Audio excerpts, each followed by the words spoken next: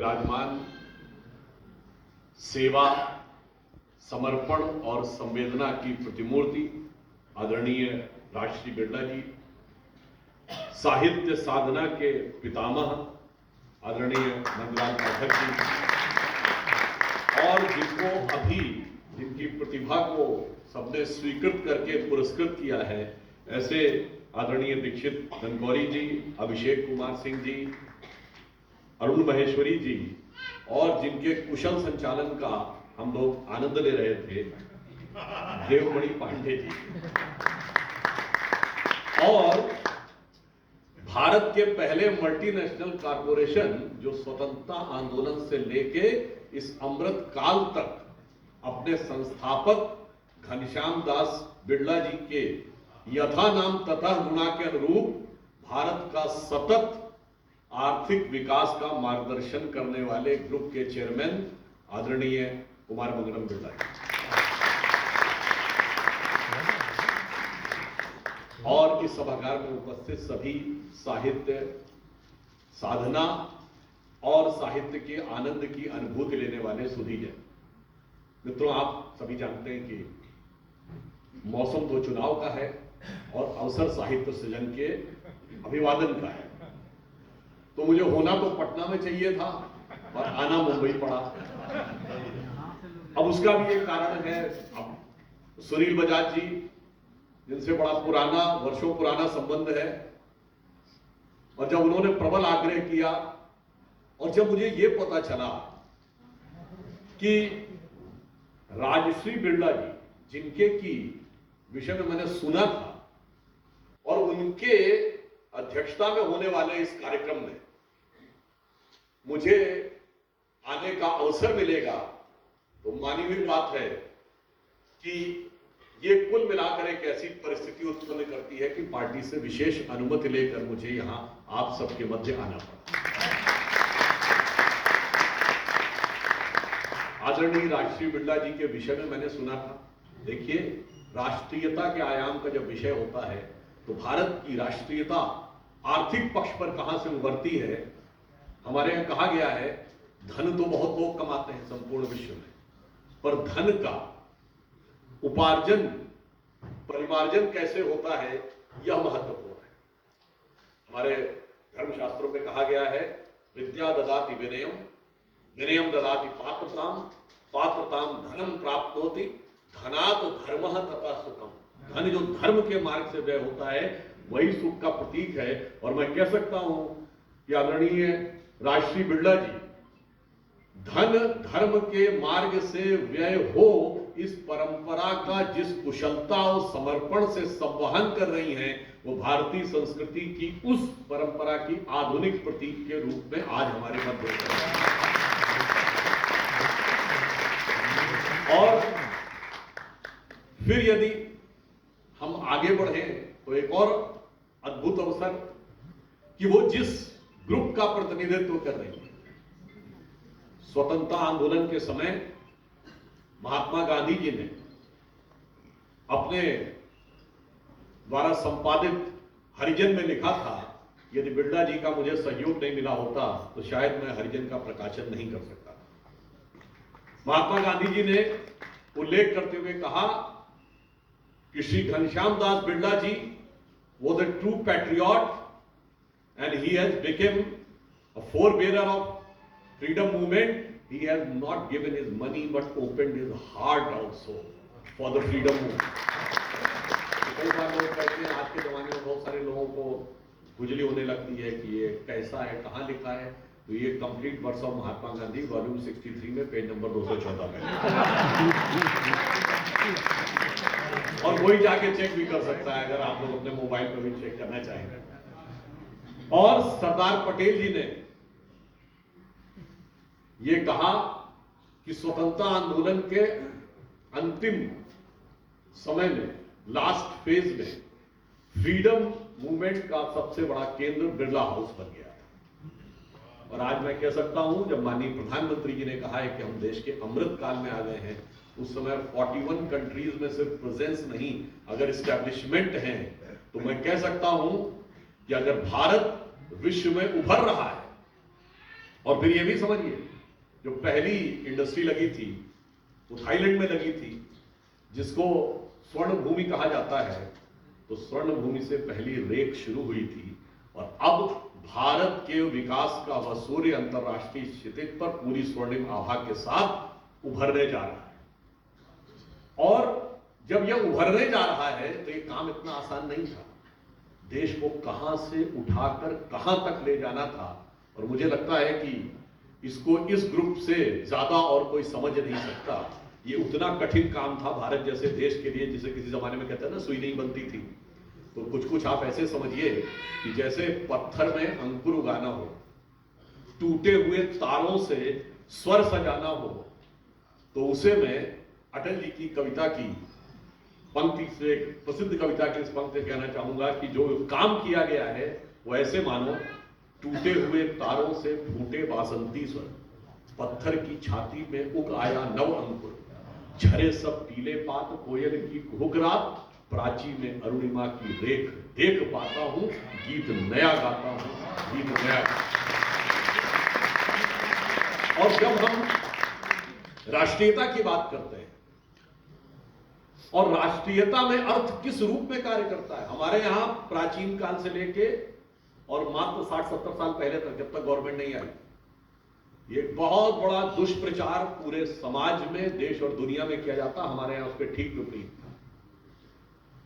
हमारे यहां सेठ वो बड़ा नहीं माना जाता था जिसका नेटवर्थ बड़ी, आज के जमाने में था फॉर्च्यून 500 नेटवर्थ इतनी, हमारे यहां वो बड़ा माना जाता था जिसने अधिक धर्मशाला बनवाए, पाठशाला बनवाए, मंदिर बनवाए, लंगर बनवाए, गौशाला बनवाए, उपवन बनवाए, यानी जिसको आज आप CSR कहते हैं, हमारे यहाँ वो सिर्फ परंपरा में नहीं था, वो बेंचमार्क था। और जैसा अभी आदरणीय नंदलाल पाठक जी ने कहा कि बिरला जी का नाम सिर्फ उससे नहीं मंदिरों से भी जोड़ा जाता है, तो ये दर्शाता है कि हमारे यहाँ जो कार्य किया जाता था, अगर धन आपको प्राप्त हुआ है तो किस चीज के लिए है?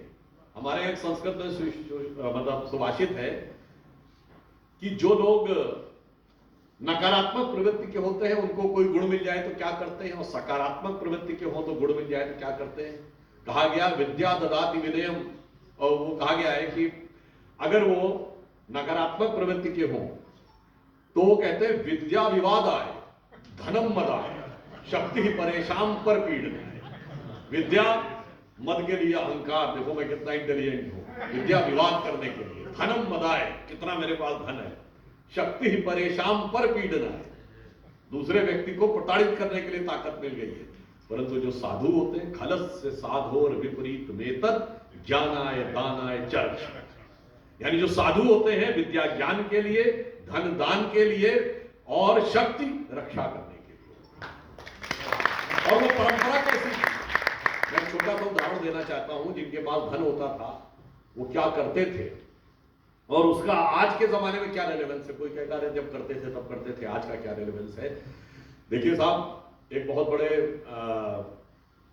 हिंदी साहित्य के कवि हुए हैं रहीम दास, अब्दुल रहीम खान खाना, जो कि अकबर के सेनापति थे, बहुत धार्मिक प्रवृत्ति के थे, दान दक्षिणा में भी बहुत विश्वास करते थे। तो एक बार महाकवि गंग उनसे मिलने गए और उन्होंने देखा कि जब वो दान दे रहे हैं लोगों को, जैसे जाड़े के समय में कंबल इत्यादि, तो जब व्यक्ति उनको झुककर प्रणाम करता था तो वो अपनी नजरें नीचे झुका लेते थे।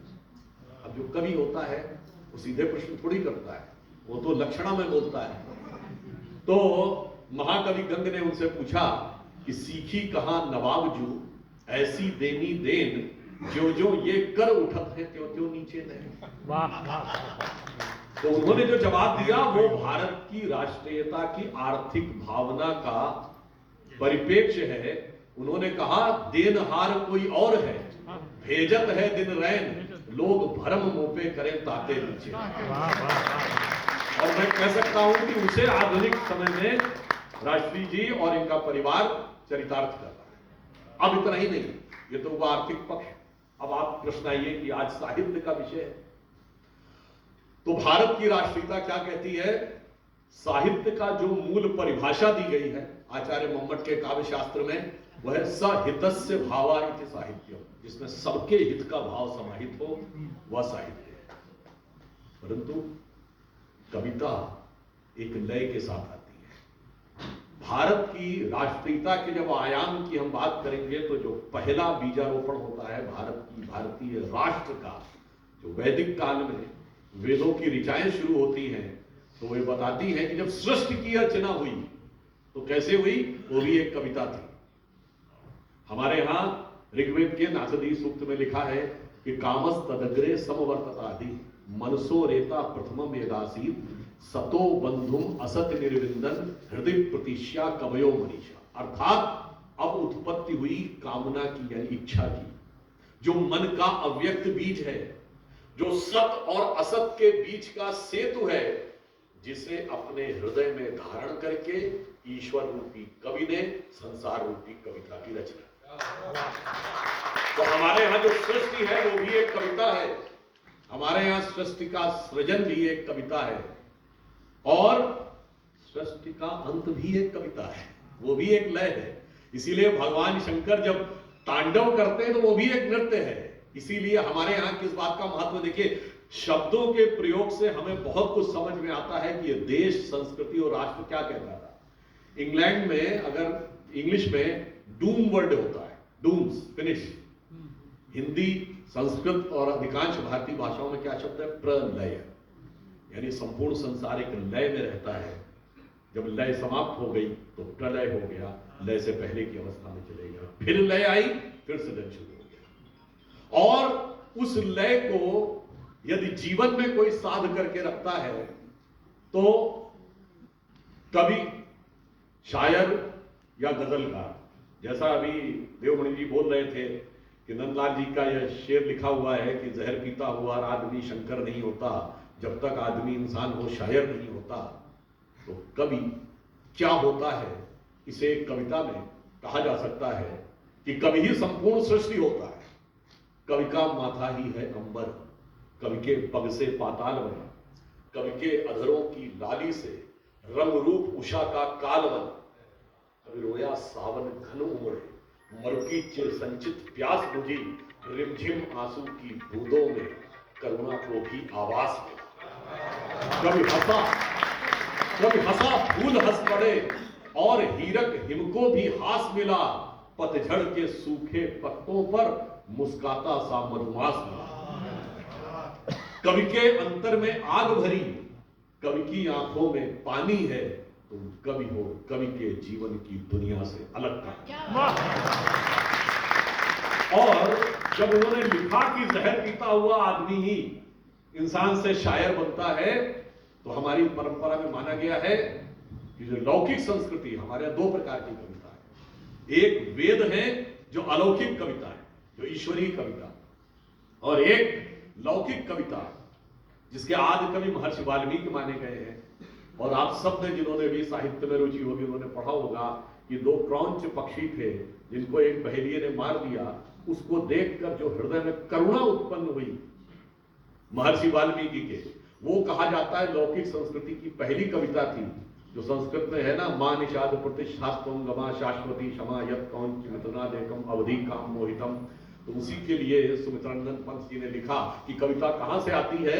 उन्होंने कहा वियोगी होगा पहला कवि, आह से उपजा होगा ज्ञान गान, उमड़ कर नैनों से चुपचाप वही होगी कविता। और नंदलाल जी की जो आज हम जिस पुस्तिका का हम सब विमोचन कर रहे हैं, जिंदगी एक गजल है, उसका मैंने ऐसे ही पलट रहा था। देखिए मैं कहूँ मैंने पूरा पढ़ा है तो फिर हो जाएगा कि राजनीति में इसीलिए विश्वसनीयता का संकट होता है, लेकिन लोग सच नहीं बोलते।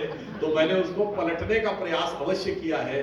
तो उन्होंने उसमें लिखा कि जिसका जिगर बहुत मजबूत हो मगर हृदय कोमल है और वो पीर पर आई समझ सके तो जिंदगी एक गजल है। तो उनके इस पंक्ति ने ये बता दिया कि उनका मनोभाव क्या है, जिसके लिए एक संस्कृत में एक शब्द प्रयोग होता है तंदुल न्याय। तंदुल न्याय क्या होता है, जब देगची में चावल चढ़े होते हैं, बस आप दो चावल निकालते हैं, आपने देखा पके हैं तो मतलब पूरे चावल की क्वालिटी ये है। तो मैं कह सकता हूं उनकी पुस्तक में से कोई भी आप दो पद, छंद शेर पढ़ लेंगे तो उस गजल का भाव क्या है ये समझ में आएगा। और अब जब हम ये कहते हैं कि हमारी राष्ट्रीयता और राष्ट्र का, ये तो मैंने काव्य का संबंध बताया, दूसरा ये राष्ट्र विश्व के अन्य राष्ट्रों से एकदम अलग है। उसका कारण ये है, अभी भारत दुनिया का सबसे बड़ा देश हो गया in terms of population,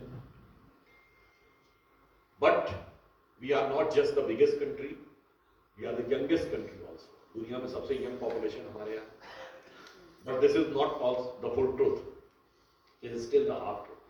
the full truth is we are the biggest country, we are the youngest country, but oldest civilization. हम विश्व की प्राचीन सभ्यताओं में एकमात्र जीवंत सभ्यता है, बाकी सब खत्म हो गए। दुनिया की बड़ी बड़ी सभ्यताएं, China, Chinese civilization, Mesopotamia, Babylonian, Rome, Greece, British empire, Inca, Maya, Aztec, आज सब कहां? इजिप्ट। सब इतिहास की किताबों में दफन है, जीवंत रूप में कोई नहीं। इसके लिए अटल जी ने कहा था कि दुनिया का इतिहास पूछता, रोम कहां, यूनान कहां है? घर घर में शुभ अग्नि जगाता, वो उन्नत ईरान कहां है? दीप बुझे पश्चिमी जगत के, छाया जब बर्बर अंधियारा, तभी चीर कर तम की छाती चमका हिंदुस्तान। वाह वाह। So that's why we are the only surviving civilization in the world। और वो क्यों है? क्योंकि हमारे लिए राष्ट्र एक जमीन का टुकड़ा नहीं, टुकड़े को विभाजित किया जा सकता है। राष्ट्र कोई व्यक्तियों का समूह नहीं है, उन्हें गुलाम भी बनाया जा सकता है। हमारे लिए राष्ट्र एक जीवंत चेतना का प्रतीक है, जिसे न काटा जा सकता है न बांटा जा सकता है।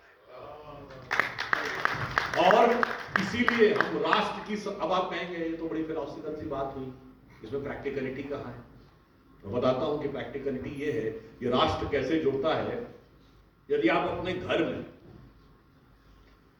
किसी भी भगवान का मंदिर या मूर्ति रखते हैं और उसमें आप प्राण प्रतिष्ठा कर देते हैं और आप अपनी भावनाएं उसमें अर्पित कर देते हैं, मान लीजिए आपने शंकर जी की मूर्ति रखी और प्राण प्रतिष्ठा की, तो सभी प्राण प्रतिष्ठित मंदिर जो भारत के किसी भी कोने में हो, उसी क्षण आपकी चेतना उत्तर में अमरनाथ, दक्षिण में रामेश्वरम और त्र्यंबकेश्वर से लेके मल्लिकार्जुन और विश्वनाथ, और इतना ही नहीं, काशी विश्वनाथ तक ही नहीं, जो आज भारत के हिस्से नहीं है, काठमांडू के पशुपतिनाथ और पाकिस्तान के कटास राज तक जाके जुड़ जाती है। ये है राष्ट्र की चेतना, जिसे न काटा जा सकता है न बांटा जा सकता, इररिस्पेक्टिव ऑफ कि उसका पॉलिटिकल हिस्सा कहां पर किसके द्वारा नियंत्रित हो। और फिर इतना ही नहीं, इस राष्ट्र की राष्ट्रीयता कहां पे जीवित रहती है और कैसे प्रकट होती है।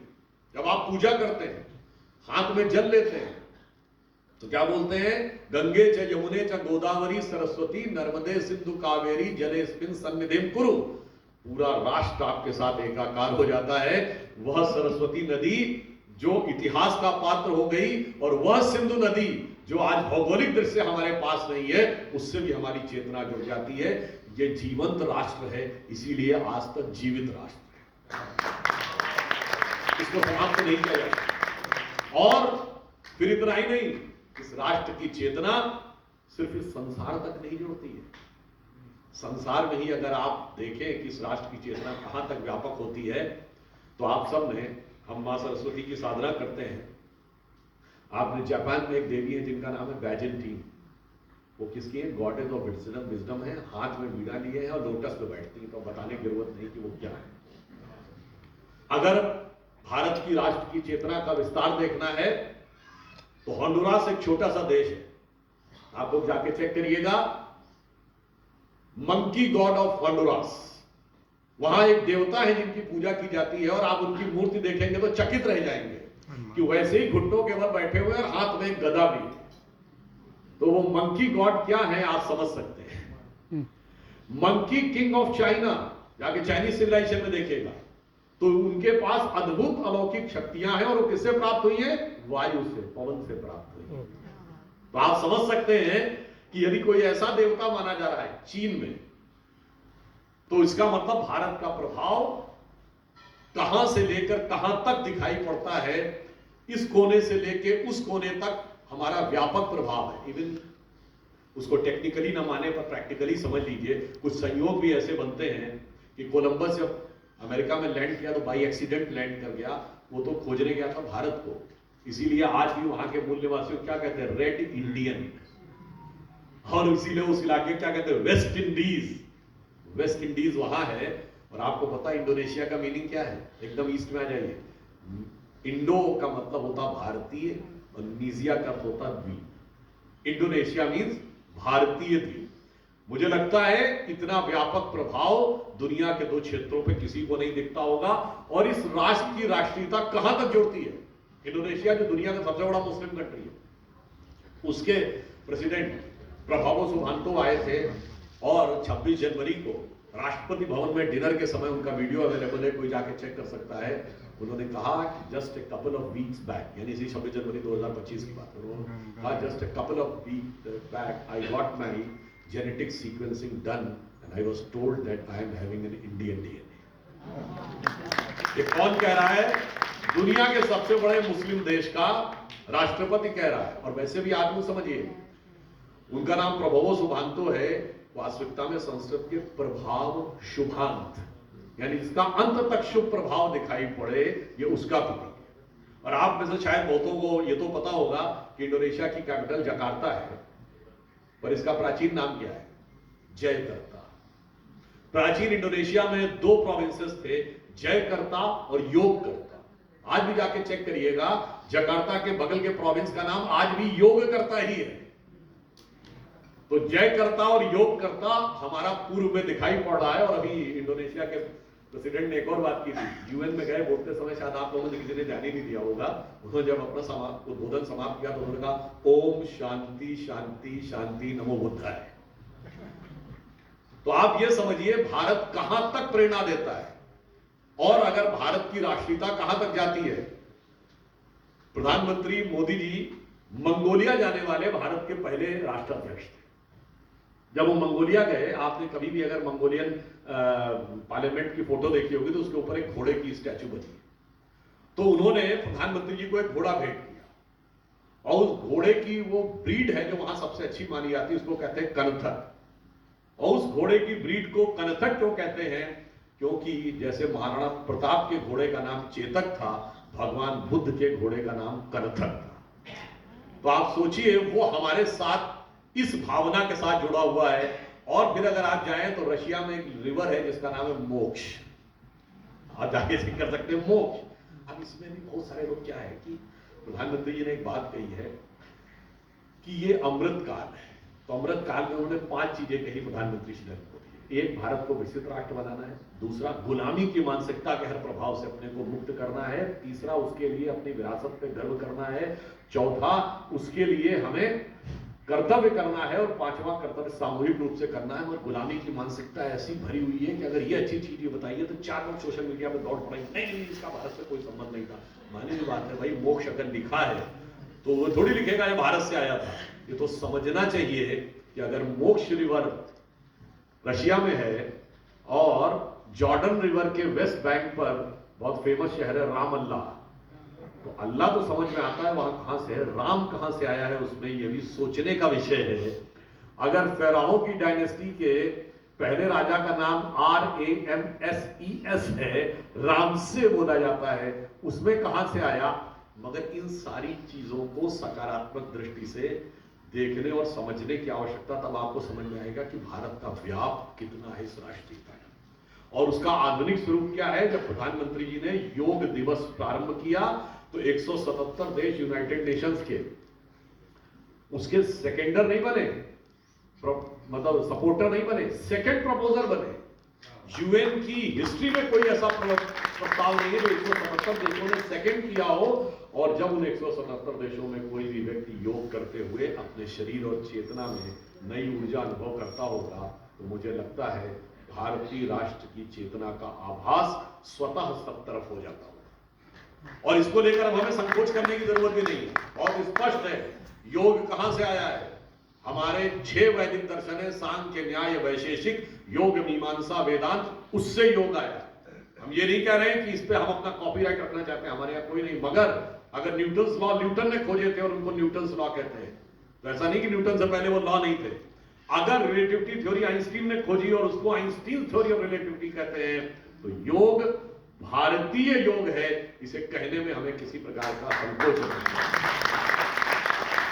भारतीय राष्ट्र का व्याप सिर्फ इस संसार तक नहीं रहता है।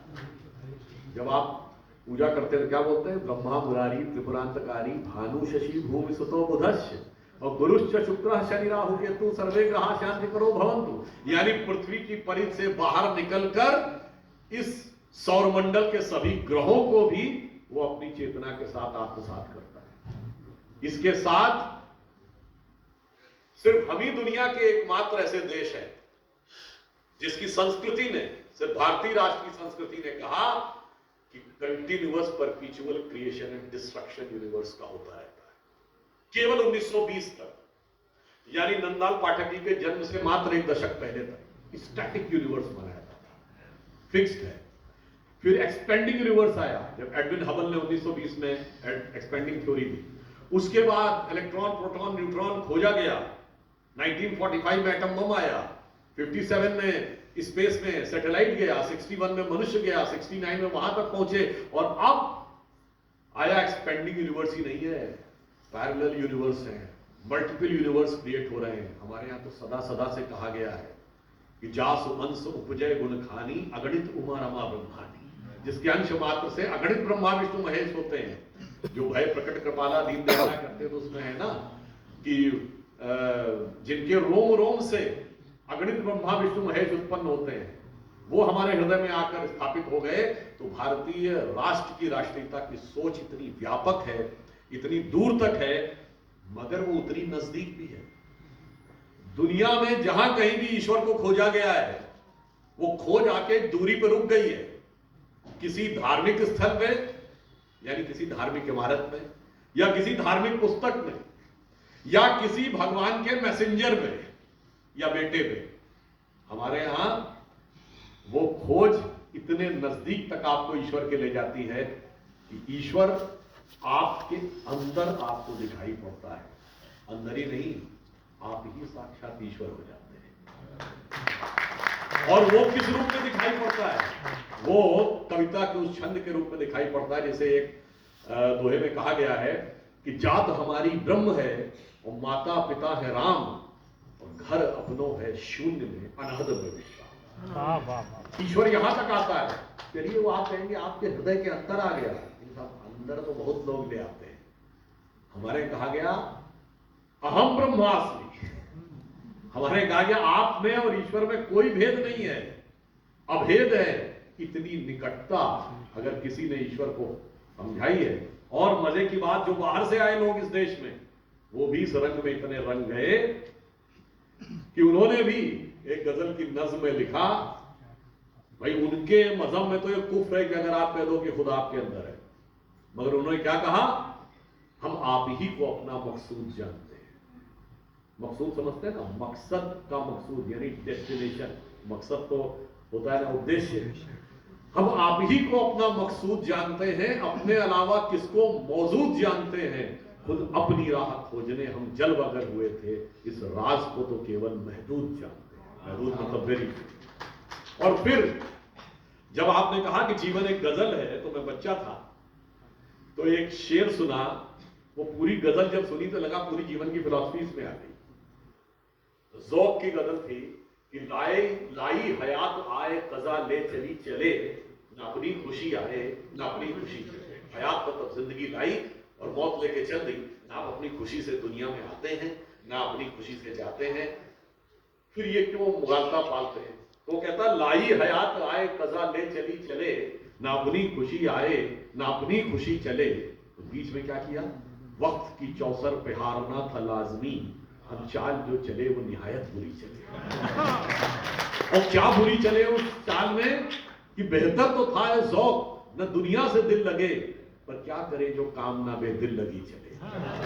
अब जब दिल लगा ही लिया दुनिया से, तो नेक्स्ट स्टेप में वो गजल कहती है कि राहे फना में दुनिया ने किसका दिया है साथ, तुम भी यूं ही चले चलो जब तक चली चले।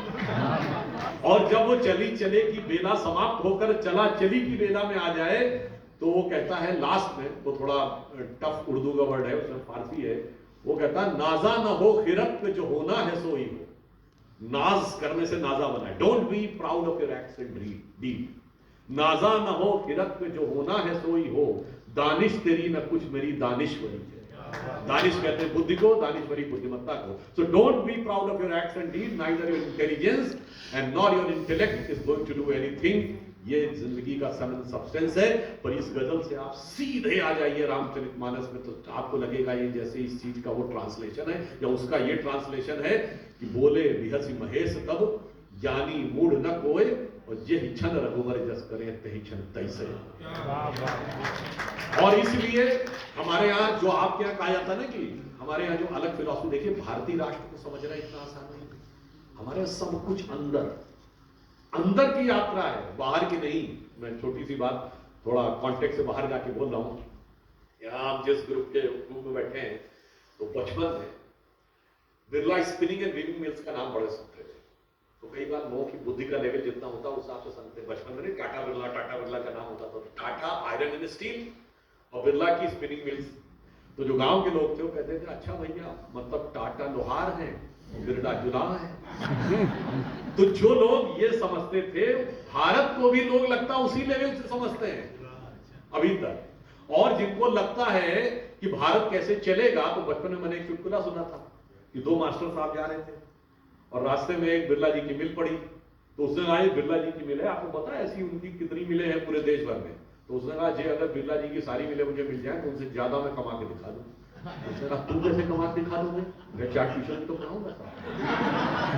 तो क्या होता है कि भारतीय राष्ट्र को समझने के लिए मैंने इसलिए आपको 2 हल्के उदाहरण दिए कि आपको यह समझ में आए कि वो कितने हल्के लेवल पर इन चीजों को समझते हैं। मैं उदाहरण देना चाहता हूं। कपड़े से जुड़े व्यवसाय में ये ग्रुप इन्वॉल्व है। कभी आपने भारतीय वेशभूषा और पश्चिमी वेशभूषा में अंतर देखा है? फंडामेंटल डिफरेंस क्या है? इससे आपको भारतीय राष्ट्र के एक आयाम का पता चलेगा। वो क्या है कि जो western attires, western dress, whether is male और फीमेल, उसमें बॉडी के कंटूर्स क्लियर दिखते हैं। जो इंडियन ड्रेसेस हैं, चाहे मेल या फीमेल, धोती कुर्ता हो या साड़ी हो, आपके बॉडी के कंटूर्स उसमें नहीं दिखते हैं। तो स्वतः आपका ध्यान चेहरे की तरफ जाता है और चेहरा आपके अंदर की बात बताता है। और आदमी की पहचान चेहरे से होती है, जानवर की पहचान शरीर से। मेरे एक मित्र ने बोला था बचपन में, मुझे ये बात है जब 90 के दशक में हिंदी फिल्मों में ट्रेंड आ गया, तो उसने कहा कि भैया पहले तो होता था कि हीरोइन एक्सपोज कर रही है, अब तो हीरो भी है एक बार अपनी बनियान उतार के अपने बाइसेप्स जरूर दिखाता है। तो उसने एक बड़ी मजेदार बात बोली। उन्होंने कहा कि भाई अगर हम आदमी को देखते हैं तो उसके चेहरे और आंखों को पढ़ते हैं, और जानवर लेने जाते हैं तो उसके पुट्ठे उट्ठे देखते हैं, भाई बाइसेप्स ऐसे मजबूत है, शरीर मजबूत है कि नहीं। तो ऐसा प्रतीत होता है कि अब सृजनात्मकता का पराभव हो रहा है, इसलिए आपको अभिव्यक्ति के लिए वो चेहरों के जो भाव थे वो जब करने में कमी रह रही है, तो हाथ पांव नचा कर वह दिखाने की आवश्यकता पड़ रही है। अब आप देखिए जो हमारा जो पूरा वस्त्र है। अब आप आइए भोजन पे। कभी आपने मार्क किया कि भारतीय भोजन परंपरा और पश्चिमी भोजन परंपरा में क्या डिफरेंस है? पश्चिम में और वेस्ट में जाएं, जैसे आज हम इस होटल में बैठे हुए हैं, तो खाना आएगा बहुत बढ़िया सज कर आएगा, बढ़िया वो सलाद भी एक आर्टिस्टिक उसमें होगा, कटलरी बहुत अच्छी होगी, छुरी कांटे से खाना होगा, फिर वो ग्लव्स भी पहनने होंगे, ताकि जो आउटर थिंग है उसके ऊपर पूरा फोकस है। अगर उनसे पूछिए कि कौन सा खाना किस ऋतु में खानी चाहिए, ऐसा कोई कॉन्सेप्ट नहीं है। कौन सी चीज खाने से मन पर क्या प्रभाव पड़ेगा, ऐसा कोई कॉन्सेप्ट नहीं है। भारत में क्या कहा गया ना, भोजन का जो आंतरिक गुण है सात्विक तामसी राजसी, पहले इसको भोजन बनाना है तो कैसे पवित्र भाव से बनाना है। इसलिए भोजन कौन बनाएगा? घर की महिला बनाएगी। स्नान ध्यान के बाद बनाया जाएगा, ताकि आप पूजा पाठ स्नान ध्यान के बाद भोजन बनाएं तो उसकी जो इनहेरेंट इंट्रिंसिक टेंडेंसी है दैट शुड बी प्योर। फिर उसको आप पत्तल पे रख के खाएं या केले के पत्ते पे रख के खाएं, इट हार्डली मैटर्स। तो दोनों में फंडामेंटल डिफरेंस है। अगर हम अपनी सभ्यता, संस्कृति और फिलॉसफी में भी अंदर की तरफ जाते हैं राष्ट्र भी अंदर की तरफ है, तो हमारा भोजन और वस्त्र दोनों भी हमारी आंतरिक प्रवृत्ति की तरफ। और अभी मैं कहना चाहूंगा, अभी साइंस जो पहुंची है, हार्डली 100 ईयर्स बैक ये हम खोज पाए कि कितने मिनरल्स, कितने विटामिन, कितने कार्बोहाइड्रेट, कितना प्रोटीन, इससे मसल बनता है, इससे बोन बनती है, वगैरह वगैरह। मगर अभी तक हम ये नहीं समझे कि भोजन के स्थूल भाग से शरीर और सूक्ष्म भाग से मन बनता है। हमारे यहां जो कहा गया आहार शुद्धो सत्व, शुद्धो सत्व, शुद्धो ध्रुवा स्मृति, वो ऐसे नहीं कहा गया। मन के ऊपर क्या प्रभाव पड़ता है इसकी तो कोई स्टडी नहीं है। हमारे यहां इतना ही नहीं, मन पे क्या प्रभाव पड़ता है, कौन सा भोजन जाड़े में खाना है, कौन सा गर्मी में वो भी है, कौन सा मॉर्निंग में लेना, कौन सा इवनिंग में वो भी है। दही 4 मून में ही लेना है तो दूध नाइट में आप ले सकते हैं। इतना स्ट्रक्चर्ड जो स्वरूप है। और ये मैंने क्यों कहा, ये हमारे जीवन में ऐसा अंदर तक चला जाता है, हमें पता ही नहीं लगता है कि हम इस चीज को, ये हमारे लिए एक नई सीख है। तो इसलिए मैं कहना चाहता हूं कि जब भारतीय राष्ट्र का उदय हो रहा है तो हम एक ऑल्टरनेटिव कॉन्सेप्ट लेके आए। और मैं ज्यादा समय न लेते हुए एक पॉइंट और कहना चाहूंगा, अगर भारत विकसित राष्ट्र बनेगा तो ये वेस्ट का कॉपी मॉडल नहीं बनेगा। हमें केवल विकसित राष्ट्र नहीं बनना है, विश्व को एक नई दिशा देनी है। With due respect to all the countries of the world, China ने बहुत ग्रो किया है, बट वही मॉडल अडॉप्ट किया है जो यूरोप और अमेरिका का था। That was asset based economy. इसीलिए आप देखिए कि वहां बैंकों के जो रेट ऑफ इंटरेस्ट हैं वो 1%, 1.5%, आधा परसेंट रहते हैं, ताकि एसेट क्रिएट होते रहे। कमोडिटी का ग्रोथ जो है भले ही 3%, 4% रहे, हार्डली मैटर। इसीलिए आप देखिए बड़े बड़े एसेट्स क्रिएट होते चले जाते हैं, बिल्डिंग्स बन रही, इंफ्रास्ट्रक्चर बन रही है, ये वही उनके लिए इंपॉर्टेंट है। पर मैं 2019 से पहले का, यानी कोविड से जस्ट पहले का एक डाटा कोट करता हूं जो myworldindata.com में है, कि जो वर्ल्ड की उस समय ग्लोबल टोटल एसेट्स थे, they were $383 ट्रिलियन। उसमें रियल एस्टेट एसेट्स थे $280 ट्रिलियन। उसके अगेंस्ट लाइबिलिटी थी $220 trillion. And here is a catch, $280 trillion के रियल एस्टेट एसेट्स हैं, जिनके अगेंस्ट लाइबिलिटी है $220 ट्रिलियन। यानी $220 trillion is real value and 280 is a notional value. जो रियल एस्टेट की वैल्यू वेरी करती रहती है। अगर किसी कारणवश वो नीचे आता है तो जिस दिन वो रियल वैल्यू के नीचे जाएगा तो क्या होगा, जो सब प्राइम लेंडिंग क्राइसिस यूएस में 2018 में लीमन ब्रदर्स की हुई, या आज रियल एस्टेट बबल बस्ट किया है चाइना में, वो समझ में आएगा। और मैं ये भी कहना चाहूंगा, आयरन कर्टन में क्या हो रहा है चाइना में और क्या हो रहा है अमेरिका में, इसे सिर्फ एक एक डाटा से आप समझ सकते हैं। आजकल आप अमेरिका में सुनते होंगे गोलियां चलाने की बहुत वो हो गई है किसी भी कॉलेज स्कूल में जाके। अब कभी मन में आपके विचार नहीं उठता, वो तो दुनिया का सबसे विकसित देश है, वहां तो सब कुछ है सबके पास। वो पुरानी फिल्म में डायलॉग था, रुपया है, पैसा है, बैंक बैलेंस है, गाड़ी है, बंगला है, सब कुछ है, क्या नहीं है, माँ नहीं है। जो वहां 48% पेरेंट्स ऐसे जो सिंगल पेरेंट बच्चे को टेकअप करें, या तो आधे केवल बाप या केवल माँ, वहां तो हाफ ब्रदर है, हाफ सिस्टर है। मेरी एक सिस्टर बता रही थी कि उसकी बच्ची के साथ एक लड़की स्कूल में पढ़ती है, उसने इनवाइट किया है उसको कि मेरे फादर की मैरिज है आइएगा। जो फादर दूसरी शादी करने जा रहे हैं, हाफ ब्रदर हाफ सिस्टर। जब वहां पर यह स्थिति, उस कारण से मानसिक दृष्टि से आपको संतुष्टि नहीं मिल रही है, बजाय वहां रोक पाने के ट्रेनिंग दी जा रही है कॉलेज यूनिवर्सिटीज में कि अगर फायरिंग होने लगे तो करना क्या है। आपको डाटा पता है अमेरिका की आबादी कितनी है, 33 करोड़। गन्स कितनी है, 39 करोड़। 120% of population. इसलिए मैं एक और बात कहना चाहूंगा, वो जो यूएस प्रेसिडेंट कर रहे हैं, हमको लग रहा है कि वो कुछ वैसे कर रहे हैं, बहुत सोच समझ के कर रहे हैं, उसे पता है अंदर मामला क्या है। और आप कहें कि यूएस में सिविल अनरेस्ट नहीं हो सकता, तो ब्लैक लाइफ मैटर्स और कैपिटल हिल की घटना हो चुकी है। तो आप ये समझ सकें कि अगर आपने केवल आर्थिक विकास किया और समाज संस्कृति, जिन बातों की मैंने बताया भारतीय राष्ट्रीयता का नहीं ध्यान दिया, तो किस मुकाम पर पहुंचेंगे। अब आइए चाइना में तो सिर्फ एक ही सी बात, चाइना की इकोनॉमी में सबसे बड़ा कंट्रीब्यूटर है real estate sector, that contribute for 30%। अगर वहां की सबसे बड़ी या टॉप 2 रियल एस्टेट कंपनी में से एक एवरग्रांड हैज फाइट द बैंक्रप्सी इन 2024, इसके बाद भी इकोनॉमी 4.5% से ग्रो कर रही है, तो बात थोड़ी हजम नहीं होती है। अगर वहां बहुत सिटीज बन गए हैं, यानी कोई बायर नहीं है, 26 ऐसे रेलवे स्टेशन हैं जो एक्सीलेंट बने हुए पर एक भी ट्रेन नहीं जाती है। तो इसका मतलब साइड कर्टन के पीछे कुछ और है। और ऐसा नहीं कि चाइना में कुछ नहीं हो रहा है।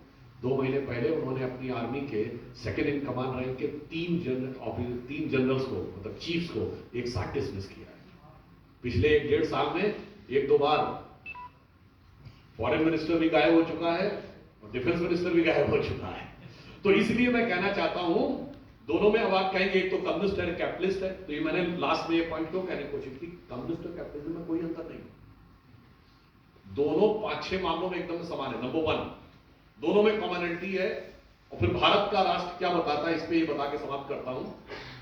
दोनों में क्या कॉमनलिटी है? नंबर 1, दोनों कहते हैं पैसा आ जाए तो बस खुशी, संपत्ति है, बाप बड़ा ना भैया, सबसे बड़ा रुपया। सेकेंड थिंग, दोनों कहते हैं पैसा प्राप्त करने के लिए, आर्थिक समृद्धि प्राप्त करने के लिए पुरानी व्यवस्थाओं परंपराओं को ध्वस्त करना हो तो कोई गुरेज नहीं करता। तीसरी चीज, अगर पैसा और समृद्धि प्राप्त करने के लिए प्रकृति का दोहन करना पड़े तो कोई प्रॉब्लम नहीं। नंबर 4, पैसा समृद्धि मेरे हाथ में आए, इसके लिए अगर दूसरे देश का भी शोषण करना हो तो कोई हर्जा नहीं है।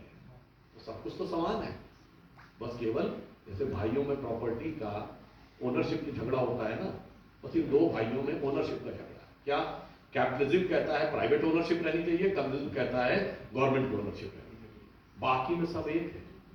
मगर भारत ये नहीं कहता है। भारत कहता है कि अगर आर्थिक विकास होगा तो हम ये नहीं कहते हैं कि सब कुछ पैसा आने से होगा। जहां मैंने बात शुरू की थी उसी पे अंत धना तो धर्म तथा सुख, पैसा जो धर्म के मार्ग से व्यय होगा वो सुख देगा। फिर भारत ये नहीं कहता है कि पैसा प्राप्त करने के लिए दूसरे का शोषण करना है। वो कहता साईं इतना दीजिए जामे कुटुंब समाए और मैं भी भूखा ना रहूं साथ। इसीलिए सिर्फ हमारे यहाँ मंदिरों में भंडारे अनवरत चलते हैं, गुरुद्वारों में लंगर चलते हैं, with due respect to all the religions of the world. उनके धर्म स्थल पे फ्री का भोजन नहीं मिलता है, बल्कि कुछ संस्कृतियों में कहा जाता है there can never be a free lunch, and if there is a free lunch there has to be poison in it। और जिस सभ्यता संस्कृति ने सिखाया उसी की एक कंपनी एप्पल के फाउंडर स्टीव जॉब्स ने लिखा है कि उनकी जिंदगी में एक दौर ऐसा आया था जब उनके पास इतने कम पैसे रह गए थे कि अगर वो किराए पे कमरा लेते तो खाने के पैसे नहीं थे, खाना चाहते तो सड़क पे रहना पड़ता। तो उन्होंने कहा मैंने एक जगह ऐसा कमरा किराए पे लिया जहाँ से वॉकिंग डिस्टेंस पे एक मंदिर था इस्कॉन का, जहाँ दिन में 2 टाइम फ्री भोजन मिलता था। तो सबसे बड़ी हाईटेक कंपनी का जो चीफ है वो भारतीय परंपरा के उस फ्री लंच पे सरवाइव किया था। सोचिए हम दुनिया को क्या दें। अब आप आएंगे, हम ये नहीं कहते प्रकृति का शोषण करो, अरिस्टोटल की नेचर की तरह हम नहीं कहते all the elements of the nature for the service of Mankind. हम कहते हैं ऋग्वेद के पृथ्वी सूक्त में माता भूमि पुत्रो हम पृथ्वी। लास्ट, हम ये नहीं कहते कि इंडिविजुअल को सब कुछ हो जाना चाहिए, सब कुछ मैं हमारे कहा गया परिवार महत्वपूर्ण है। त्यजेत एकम कुलस्यार्थे, अगर परिवार का हित आए अपने हित का त्याग कर दो। कुलस्यार्थे ग्रामार्थे कुलम त्यजेत, अगर ग्राम के हित की बात आए तो परिवार के हित को सेक्रीफाइस कर दो। फिर वो कहते हैं राष्ट्रार्थे ग्रामम त्यजेत आत्मार्थे पृथ्वी त्यजेत। ये हमारा मॉडल है। और आप कहेंगे ये मॉडल ऐसा है तो ये प्रैक्टिकली कैसे होगा, तो मैं आपको बताना चाहता हूं। लास्ट में एक और फैक्टर, अभी आपने देखा गोल्ड की परचेजिंग बहुत हो रही है, क्योंकि जो हार्ड करेंसी डॉलर थी वो अब डगमगा रही है। उधर ब्रिक्स की करेंसी की बात हो रही है, चाइना ने इवन जापान और साउथ कोरिया से भी अपनी करेंसी में ट्रेडिंग की बात शुरू कर दी है। गोल्ड इसलिए खरीदा जा रहा है कि लोग घबरा गए हैं कि गोल्ड होना चाहिए वरना पता नहीं करेंसी का क्या वैल्यू हो। तो भारत के पास सिर्फ 880 टन गोल्ड है, अमेरिका के पास 8000 टन गोल्ड है, सबसे ज्यादा है। चीन के पास 2400 टन गोल्ड। मगर एक असेसमेंट के हिसाब से प्राइवेट सेक्टर में भारत में तकरीबन 25,000 टन गोल्ड है।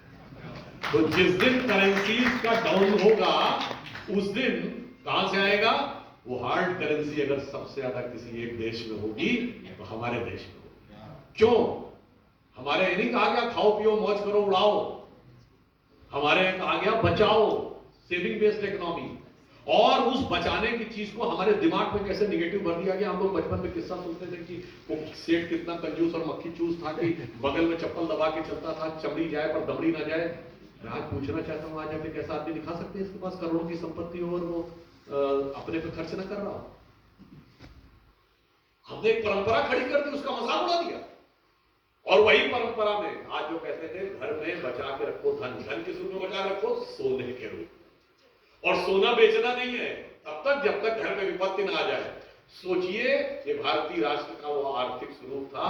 आने वाले समय में जब दुनिया के सामने बड़े चैलेंजेस होंगे, और फिर एक और बात कहता हूं, हम कितने भी समृद्ध हो जाएंगे, हम दुनिया को लूटने के लिए नहीं जा रहे, हम दुनिया का शोषण करने नहीं जा रहे, हम तो दुनिया को नया संदेश देने जा रहे हैं।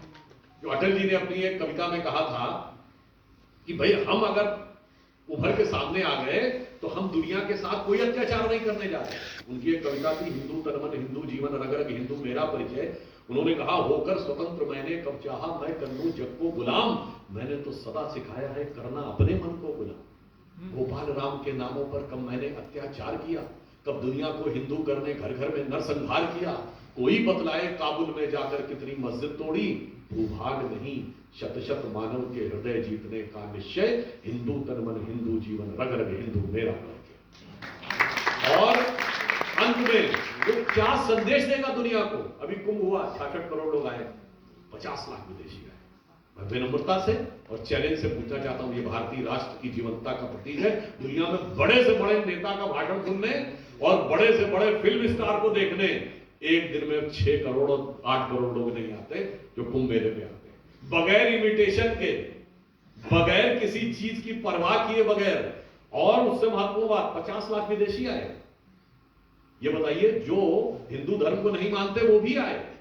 किसी दूसरे धर्म में आपने ऐसा सुना है कि उस धर्म में आस्था नहीं रखता वो उसकी धार्मिक यात्रा करने को तैयार हो? अच्छा, हम आए भी पूरी तरीके से स्नान करके श्रद्धा भाव से गए और किसी ने नहीं कहा कर्मठ हो जाओ। ये भी हमारी महत्ता है। और वो जब आते हैं तो वो क्या देख के आते हैं? उनके अंदर, उनके पास तो सब कुछ है, फिर यहां क्या है जानते हैं क्या देखते हैं? जब वो नागा सन्यासियों को देखते हैं तो चौंक जाते हैं। कहते हैं हमारे यहां थ्योरी बताई गई है कि सब कुछ पैसा है। जो मार्क्स ने कहा पैसा आ जाए तो जिंदगी खुश, तो दूसरे आए सिगमंड फ्रायड जिन्होंने कहा नहीं फिजिकल प्लेजर हो तो जिंदगी खुश, तो तीसरे आए उन्होंने कहा नेम एंड फेम हो तो जिंदगी खुश। जब वो देखते हैं नागा सन्यासियों को कुंभ मेले में, कहते इनको क्या चाहिए? ना पैसा चाहिए, ना फिजिकल प्लेजर चाहिए, ना नेम एंड फेम चाहिए। अगर आप उनके पास कोई अपना काम हो जाए, धन्यवाद देने जाए, डांट के भगा देते हैं। आप कहते हैं ये कैसा व्यवहार? इसलिए कि वो प्रसिद्धि भी नहीं चाहते। तो एक पंक्ति में कहता हूं, भारतीय राष्ट्र क्या दिखाता है कि वो सुख खोजे भौतिकता में, मदिरा में मांस की बोटी में। वो सुख खोजे भौतिकता में, मदिरा में मांस की बोटी में, ये भस्म रमाए अपने तन पर, खुश है सिर्फ लंगोटी। और इसलिए आप आश्वस्त रहिए, जो प्रधानमंत्री ने कहा भारत का यही समय है, सही समय है, भारत का अनमोल समय है, क्योंकि अब भारत का सूर्य उगने वाला है कि भारत मां अंगड़ाई लेती, सुप्त चेतना जाग रही, ऋषि मुनियों की देवधरा फिर अपना रूप संवार रही।